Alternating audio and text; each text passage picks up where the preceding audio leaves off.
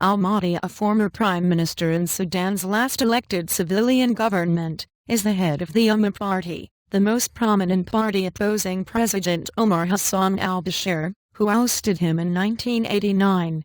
And the public prosecutor had in the past days already opened an investigation into accusations that he insulted state security forces over resurgent violence in the troubled Darfur region.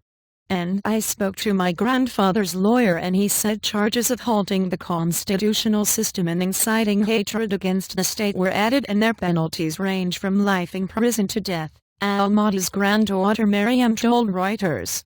And a government official, who declined to be named, confirmed al-Mahdi's arrest and the possible punishment he could face and said the investigations into him would start on Sunday. And in response to the arrest, the Umma Party cancelled national dialogue talks called by the president, that were meant to ease tension among Sudan's political parties ahead of parliamentary and presidential polls due next year, especially over the handling of Darfur. No firm date had been set for the talks. And it called on supporters to protest against the detention. And Bashir has been working to shore up his power in the face of an economic crisis since South Sudan seceded in 2011. Taking with it 3/4 of the once unified nation's oil output. Protests against him and the violence in Darfur. And he has remained in office despite the sporadic rebellions, U.S. trade sanctions, the economic crisis, an attempted coup and an indictment from the International Criminal Court on charges of masterminding genocide and other war crimes in Darfur. And protest call and al-Mahdi's personal assistant and office manager, Mohammed Zaki, told Reuters two security officers came to al-Mahdi's office, in his home in Khartoum, at 8:45 p.m. and arrested him without giving any reason.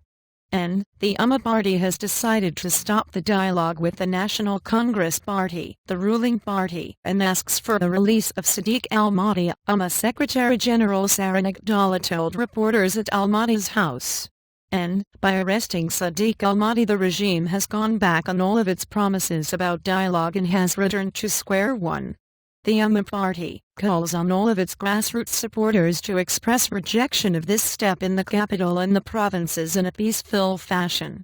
And one analyst said the president's proposal for the national talks may have only been a stalling tactic in the first place. And maybe this step points to the ruling party not being serious about the dialogue and that it was a tactical question only.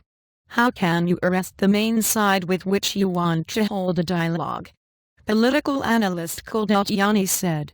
And Western diplomats and Sudanese security sources estimate that thousands have been killed in clashes between militias supporting and opposing the government in Darfur since March. And opposition leaders have accused government forces of attacking civilians in the region. The U.S. ambassador to the United Nations has also accused Khartoum of obstructing the joint UN-African Union peacekeeping force, known as UNAMID. And the United States in March said civilians were being terrorized, displaced, and killed, despite the presence of one of the world's biggest peacekeeping missions. And law and order has collapsed in much of the huge region, where mainly African tribes took up arms in 2003 against the Arab-led government in Khartoum, which they accused of discriminating against them. And UNAMID has been deployed since 2007. The conflict in Darfur has killed as many as 300,000 people and displaced around 2 million, according to the United Nations. And, writing by Shadiya Nasrallah and Yasmin Saleh, editing by Michael Georgi, Alison Williams and Lisa Schumann.